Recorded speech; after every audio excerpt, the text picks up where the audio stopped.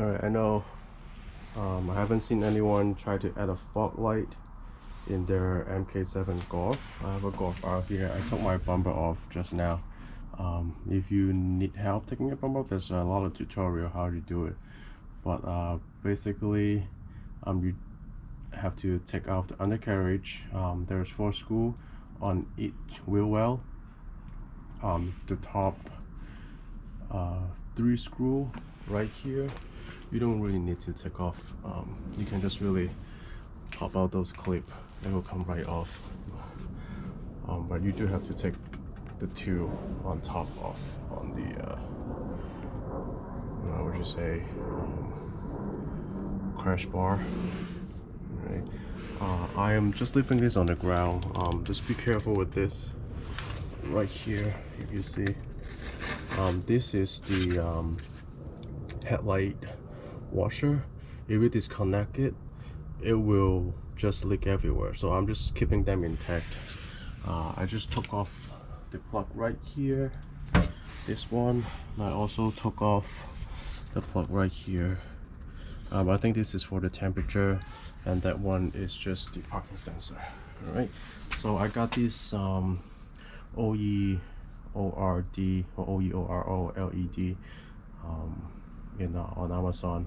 Bought the harness separately. Got the yellow tin. I'm just gonna mount it right here underneath the bumper. I'm gonna tin it right now, and then we'll see how it goes.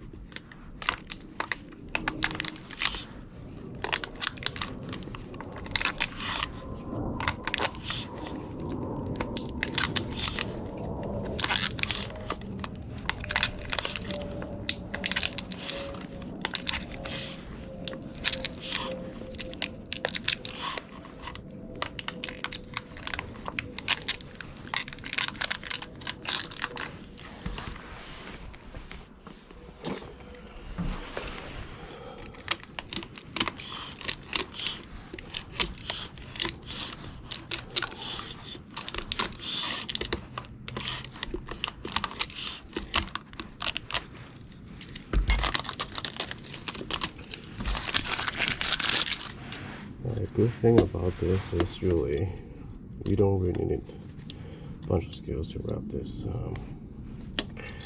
because of this cover, that helps a lot.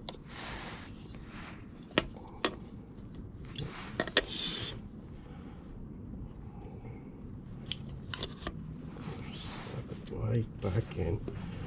Perfect wrap. Alright, I'm gonna wrap the other one too. Okay, before you actually start drilling, I really recommend you put a set of earplugs. Just because when you drill metal, you're gonna have a really high pitch noise, and that's gonna kill your ear, right? And always remember safety glasses. You only have two eyes. You don't want to damage any of them. Alright.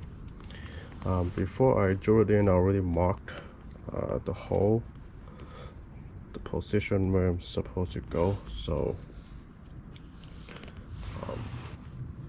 let's make a dimple right there. And there we go. Oh, and don't forget, put a little oil when you do metal to metal drilling. That's gonna help a lot to reduce the heat buildup. Now I'm gonna start drilling. I'm gonna turn off the camera because the noise is really unbearable.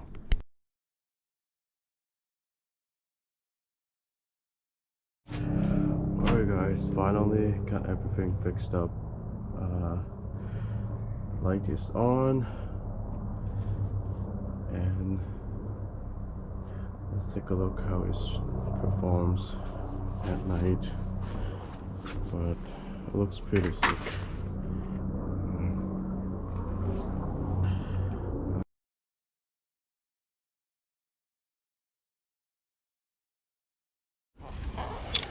Alright, so now I'm gonna try to remove the battery.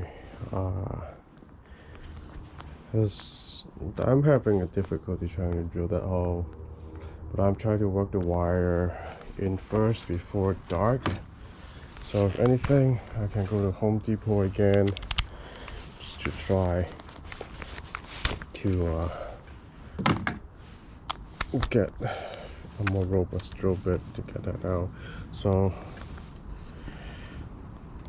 this is a 13mm. I already loosened the battery. So there's a nut right here. Looks like it's over there.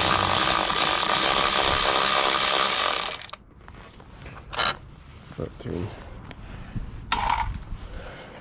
And then it should slide right out. Okay, these.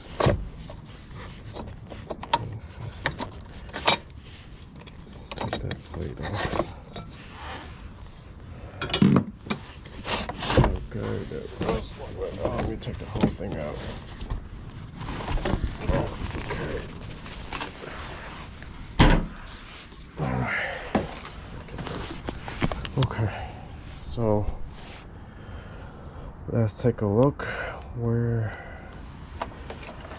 is the best place to mount my relay and how to get the switch from here to inside the cabin through the firewall.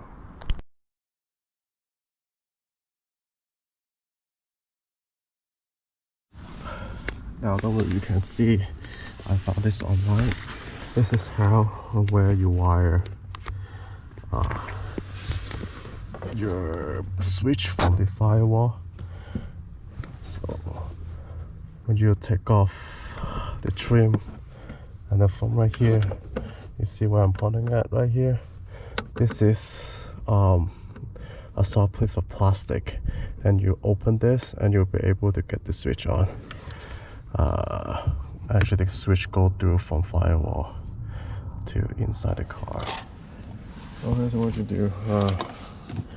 I make a little snake with a wire hanger. So remember that plastic I showed you before, and I'm not able to get it loose or anything. It looks like it's all sealed up. So I'm gonna I just puncture a tiny hole with it.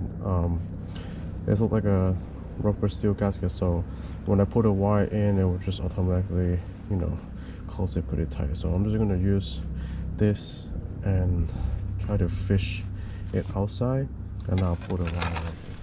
So now you can see the wire hanger. You can see the wire hangers right here. Yeah, this is the piece of wire from the firewall. So I'm gonna just fish the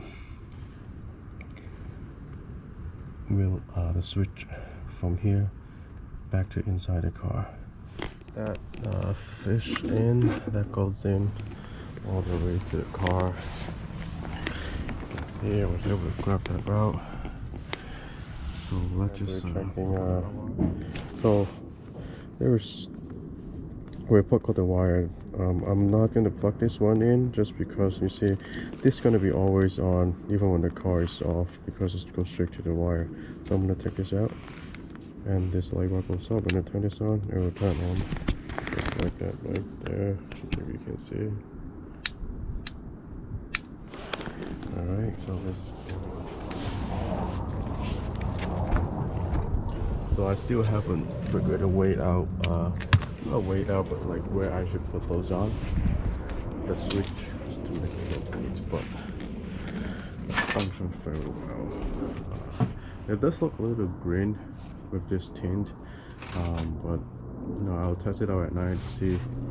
It's supposed to be just like a light yellow, but if that doesn't work out, I'll just take the bumper off and tint it again with a little bit darker yellow.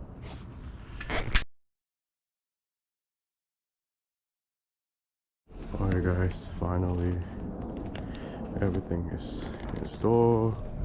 It's very concealed. If you don't turn it on, it's right behind the grill. You can't even tell there's a fault like that.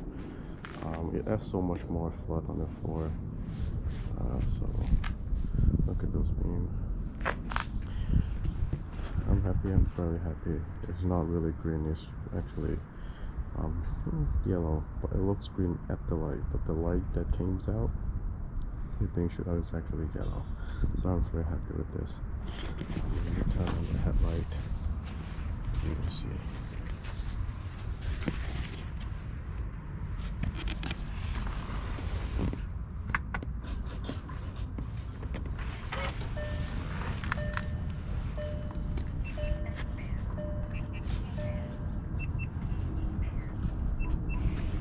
So with the headlights on and the fog lights on, it's like this.